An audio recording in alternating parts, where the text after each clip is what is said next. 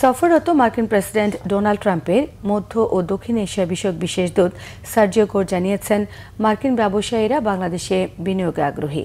আগামী সপ্তাহে একটি বিশেষ বাণিজ্য প্রতিনিধি দল ঢাকায় আসবেন এবং কোন কোন খাতে বিনিয়োগ করা যায় তার সম্ভাব্যতা যাচাই করবেন। প্রধানমন্ত্রী তারেক রহমানের সঙ্গে বৈঠকের পর সার্জিও গোর এসব কথা জানিয়েছেন।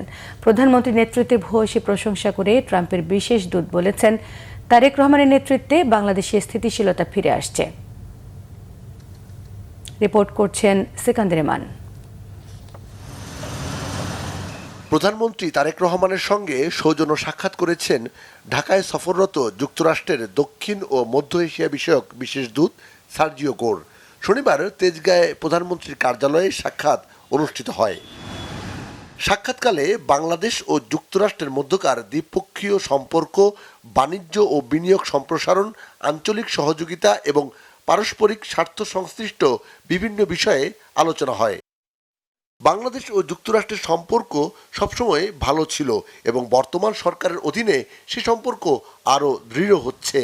We have lowered our travel advisory for Bangladesh. আমরা এরই মধ্যে ট্রাভেল অ্যাডভাইজারি উঠিয়ে নিয়েছি।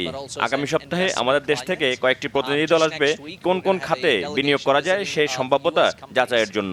বিশেষ করে আইটি সহ কোন কোন খাতে বিনিয়োগ করা যায় সেটি নিয়ে এখন আমরা চিন্তা ভাবনা করছি। বাংলাদেশ ও মার্কিন যুক্তরাষ্ট্রের মধ্যে দুদেশের সম্পর্ক আমরা অনন্য উচ্চতায় নিয়ে যেতে চাই। Whether that relates to IT, there's a lot that the United States and Bangladesh can do together.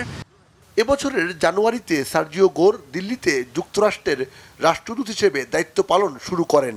দেশটির দক্ষিণ ও মধ্য এশিয়া বিষয়ক বিশেষ দূত হিসেবে ভারত ছাড়াও বাংলাদেশ, নেপাল সহ এ অঞ্চলের বেশ কয়েকটি দেশের সঙ্গে মার্কিন যুক্তরাষ্ট্রের প্রতিনিধি হিসেবে কাজ করছেন সার্জিও গোর। সিকান্দার রেমান, বাংলা ভিশন, ঢাকা।